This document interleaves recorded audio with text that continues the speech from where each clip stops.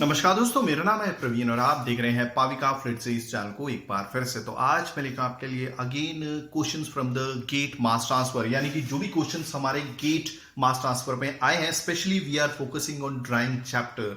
तो मैं एक एक करके आपने, जैसा कि आपने पिछले मेरे वीडियोस देखे होंगे जिसमें हमने 2002 का GATE mass transfer question based on drawing के ऊपर प्रॉब्लम्स लेके आए थे। तो आज का जो क्वेश्चन है that is specially focused on GATE 2003, 2 marks का ये क्वेश्चन है। बट आगे बढ़ने से पहले अगर आपने मेरा चैनल सब्सक्राइब नहीं किया तो प्लीज ये आपसे बहुत बड़ी सी रिक्वेस्ट कि आप मेरा चैनल सब्सक्राइब कीजिए, लाइक एंड शेयर करना मत भूलिएगा, ताकि मैं ऐसे ही एजुकेशनल वीडियोस आपके लिए हमेशा हर पल लेके आता रहूं। और इसी वीडियो के डिस्क्रिप्शन बॉक्स में अगर आप देखें तो आपको एक लिंक मिलेगा जहां से आप ये जो प्ले लिस्ट है हमारी means mass transfer questions of GATE आप डाउनलोड कर सकते हैं, किसी को सजेस्ट कर सकते हैं। और साथ में एक रिक्वेस्ट है कि अगर आपको लगता है कि हमारी वजह से आपने कुछ सीखा है, क्योंकि इसमें काफी सारी मेहनत लगती है, तो आप अपने से कुछ डोनेट भी कर सकते हैं। लिंक दिया हुआ है, क्या करना है आपको दिखेगा डेफिनेटली। तो चलिए सॉल्व करते हैं हमारे क्वेश्चन पढ़ेंगे हम अपनी नेटिव लैंग्वेज में, साथ में लिखेंगे गिवन डेटा, क्योंकि आपको मालूम है गिवन डेटा लिखना बहुत जरूरी है। आप अगर यूनिवर्सिटी का एग्जाम अटेम्प्ट कर रहे हैं, गेट का एग्जाम अटेम्प्ट कर रहे हैं, तो गिवन डेटा लिखना बहुत जरूरी है। डायग्राम समझने के लिए बनाना बहुत जरूरी है। तो क्वेश्चन समझते हैं अपनी लैंग्वेज में। Means this is the topic GATE drawing mass transfer problems, ठीक है। गेट 2003 2 मार्क्स का ये पूछा गया था, ठीक है। स्पेशली ये डायरेक्टली न्यूमेरिकल नहीं है, न्यूमेरिकल जैसा ही है जिसमें हमें कोई कैलकुलेशन नहीं करनी है, जस्ट अंडरस्टैंडिंग पे बेस्ड है, ठीक है। 4 ऑप्शंस दिए हुए पढ़ते हैं। A solid is being dried in a linear drying rate resin from moisture content x0 to xf। आपको मालूम है, आपने देखा होगा कि हमारा ये ग्राफ होता है, क्लियर हो गया? ओके, ये है हमारा मॉइस्चर कंटेंट, क्या होता है? x। अब यहां पे x का मीनिंग बता देता हूं। x का मतलब होता है कि 1 kg ड्राई सॉलिड में कितना kg मॉइस्चर एसोसिएटेड है। मैं यहां पे लिख देता हूं 1 kg मतलब इतना kg मॉइस्चर है 1 kg, यानी कि पर, आप देखिए 1 कभी भी लिखा नहीं होता, तो मैं यहां पे लिख देता हूं पर केजी ड्राई सॉलिड के साथ। समझने पर है कि 1 केजी ड्राई सॉलिड के साथ कितना केजी मॉइस्चर है। ये हमारा एक्स एक्सिस हो गया, ये हो गया हमारा ड्राइंग रेट, ठीक है। एक ड्राइंग रेट हो गया जिसको आर या काफी बुकों में एन से डिनोट करते हैं, क्लियर हो गया? ओके, अब इसमें 2 पार्ट होते हैं, आप देख रहे हैं। ओके, ये मैंने ग्राफ बना दिया हमारा, और ये सेंटर पे आ रहा है 0 0 0,0, ठीक है। ओके, ये वाला जो पार्ट है हमारा कांस्टेंट ड्राइंग रेट पीरियड है, कांस्टेंट ड्राइंग। ओके, इस दौरान देखिए इनिशियल मॉइस्चर कंटेंट कुछ होगा, ओके, फिर यहां पे क्रिटिकल मॉइस्चर कंटेंट, क्योंकि यहां से आपकी ग्राफ की वैल्यू डायरेक्ट नीचे गिरना स्टार्ट हो जाती है। इस दौरान मॉइस्चर कंटेंट में जरूर चेंज आता है, मतलब सपोज, ठीक है, यहां पे कोई वैल्यू होगी, यहां पर कुछ वैल्यू होगी, मगर आप देख रहे हैं यहां पर जो आर की वैल्यू है वो चेंज नहीं हो रही, इसी वजह से हम इसको आरसी बोलेंगे। ये रेट की वैल्यू है, ठीक है, और ये कांस्टेंट है इस पर्टिकुलर एक्स की वैल्यू के लिए भी। आई होप आपको चीजें समझ में आ रही है। मान लीजिए इनिशियली x1 कर देता हूं और इसको कर देता हूं xc, ठीक है, तो आप देख रहे हैं x1 से xc हमारा मॉइस्चर कंटेंट जरूर रिड्यूस हो गया है 1 kg ड्राई सॉलिड के साथ जो एसोसिएटेड था, चिपका हुआ था, मगर उसके लिए r की वैल्यू सेम है, तो इसी वजह से इसको कांस्टेंट ड्राइंग रेट पीरियड बोलते हैं। फिर आप देख रहे हैं धीरे धीरे x की वैल्यू घटती जा रही है, तो उसके हिसाब से r की वैल्यू भी घटती जा रही है। तो आई होप आपको चीजें समझ में आ गई होंगी। एक सॉलिड लिया है जिसको ड्राई किया जा रहा है लीनियर रेजाइन में। लीनियर मतलब ये वाली लाइन, ना कि ये वाली, ठीक है। तो मतलब मॉइस्चर कंटेंट धीरे धीरे घटाते जा रहे हैं, यानी कि आर की वैल्यू चेंज हो रही है। Okay, from a moisture content x0 to xf। x0 किसको डिनोट करता है? डेफिनेटली क्रिटिकल मॉइस्चर कंटेंट को। तो यहां पे क्रिटिकल मॉइस्चर कंटेंट की वैल्यू दे दी गई है, तो ये हो गया हमारा x0 क्या है? ये हमारा x0 है, क्लियर हो गया? Okay, to final moisture content. अभी हमें ये नहीं मालूम फाइनल मॉइस्चर कंटेंट क्या है। मान लीजिए वो ये है XF, जिसको मैंने खुद से लिया था, ये वाला XF, तो उसके हिसाब से कुछ R की वैल्यू भी होगी। ओके, अब क्या बता रहा है? The drawing rate is 0 at x equal to 0। आप देख रहे हैं साफ साफ, जब x 0 हो जाता है, ये x एक्सिस है, x में 0 कब होगा? इसी पॉइंट पे होगा, ठीक है। तो जब आपका x 0 है तो ड्राइंग रेट भी 0 हो जाएगा, यानी कि आपका R की वैल्यू भी 0 हो जाएगी। इसी वजह से तो ये ग्राफ ओरिजिन से निकल रहा है। तो यहां पे लिख लेता हूं, when x equal to 0 that means R is equal to 0। इसका मतलब है, ये एक कंडीशन दे दी गई है, इसका मतलब है कि आपका जो ग्राफ है वो ओरिजिन से ओरिजिनेट हो रहा है, या फिर ओरिजिन की तरफ आ रहा है। यहां पर जब x equal to 0 that means R equal to 0। Let me change my this one colour. Okay, अब आगे क्या बताया, and the critical moisture content is same as that initial moisture content. देखिए हमें डायरेक्टली नहीं दिया हुआ था, मगर हम समझ गए कि जो क्रिटिकल मॉइस्चर कंटेंट है वो क्या दिया हुआ है, जो आपका इनिशियल मॉइस्चर कंटेंट था, जहां से वो ड्राई होना स्टार्ट हुआ था आपका वेट सॉलिड। तो इनिशियल मॉइस्चर कंटेंट क्या था आपका x0, यहां पे दिया हुआ है, यानी कि x0 जो है वही xc है। क्लियर हो गया? ओके। तो ड्राइंग टाइम क्या होगा, मतलब जब आप फॉलिंग रेट पीरियड टाइम की तरफ बढ़ रहे हैं तो इस दौरान कितना टाइम लगेगा उसको ड्राई होने में। ठीक है, ओके। अगेन क्वेश्चन मार्क याद रखिएगा, ये जो ड्राइंग टाइम हमें निकालना है ये कांस्टेंट ड्राइंग रेट पीरियड के टाइम दौरान नहीं है। ठीक है, इस दौरान आर की वैल्यू कांस्टेंट रहती है और इस दौरान घटती जाती है जैसे जैसे एक्स की वैल्यू घटती है। ओके, अब हमारे पास कुछ ये दिया हुआ है कि एम को आप ये ले सकते हैं, तो यहां पे लिख देता हूं that you have to take M is equal to L S, okay, by A R C. यहां पे एल एस भी बता देता हूं, ये हमारा क्वांटिटी ऑफ ड्राई सॉलिड। ए क्या है, मींस ड्राइंग के लिए जो भी अवेलेबल एरिया है मीटर स्क्वायर में, ये वो है। आरसी क्या है, जैसा कि ऑलरेडी मैंने बता दिया है, कांस्टेंट ड्राइंग टाइम या कांस्टेंट ड्राइंग रेट पीरियड में जो भी रेट होता है, क्योंकि रेट आपका कांस्टेंट ही होगा इस दौरान यहां से लेकर यहां तक, तो ये आरसी की वैल्यू है। क्लियर हो गया? ओके। और इसकी यूनिट जो होती है मैं यहां पे लिख देता हूं, जो आरसी की वैल्यू होती है मतलब यूनिट होती है ना, वो इसमें दी होती है, यानी कि कितना केजी मॉइस्चर इवेपोरेट हो गया है या चला गया है कितने में से, 1 मीटर स्क्वायर के एरिया से 1 सेकेंड में। ठीक है, आई होप आपको चीजें समझ में आ गई। हमारे पास 4 ऑप्शन हैं। ठीक है, आपको मालूम है फिलहाल हमें इस रीजन से तो कोई लेना देना नहीं है, यानी कि ये रीजन 1 ले लीजिए, इसको ले लीजिए रीजन 2, जहां पर लगातार हमारी एक्स की वैल्यू गिर रही है और आर की वैल्यू भी रिड्यूस हो रही है। तो अभी हमें इसी के दौरान टाइम पीरियड फाइंड आउट करना है।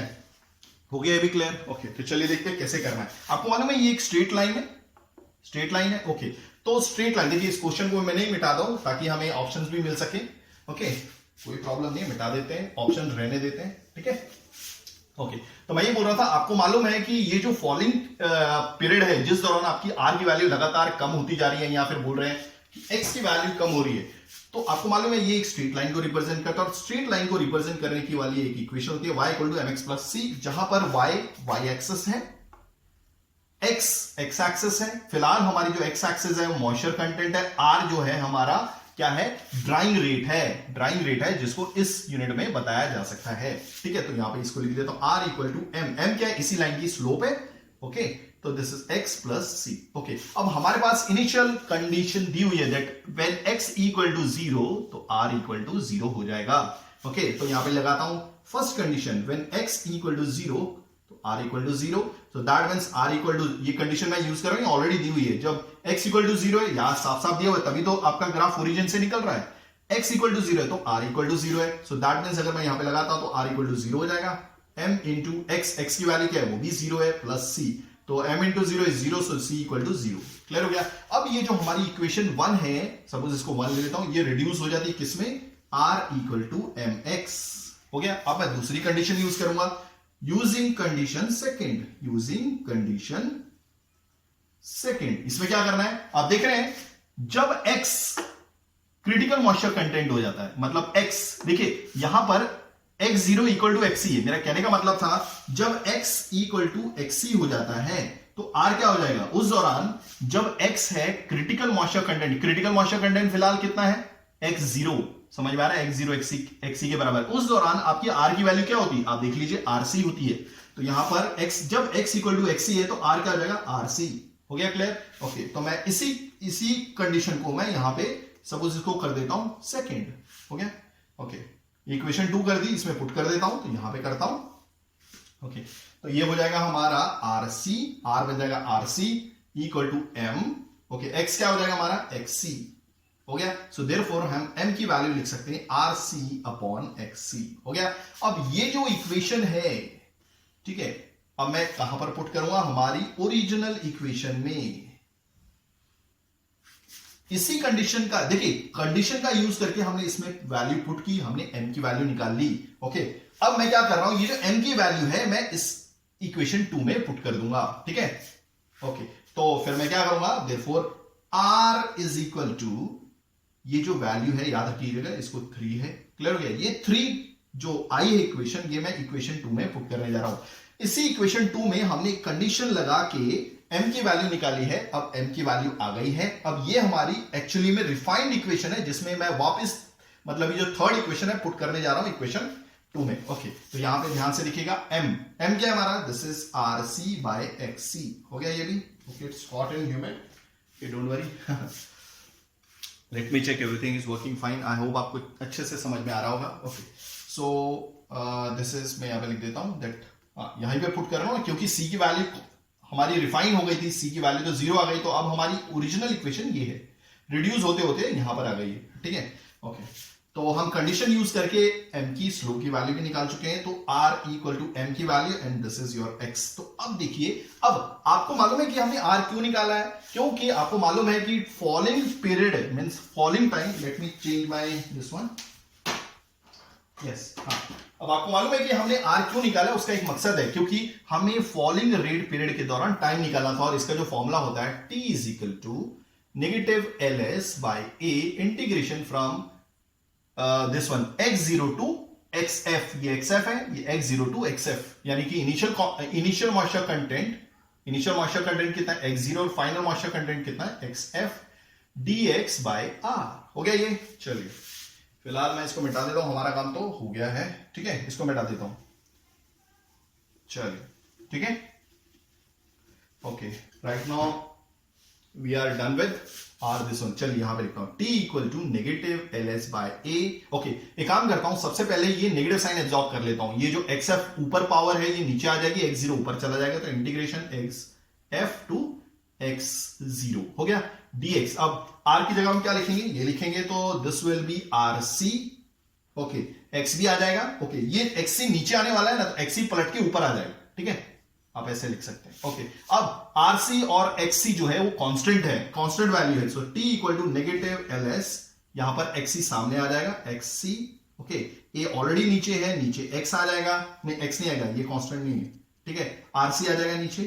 ठीक है, अब ये हो जाएगा integration from XF to X0, हो जाएगा dx बाय x। हो गया। ओके, अब ध्यान से देखिए, यहां पे ध्यान से देखिए,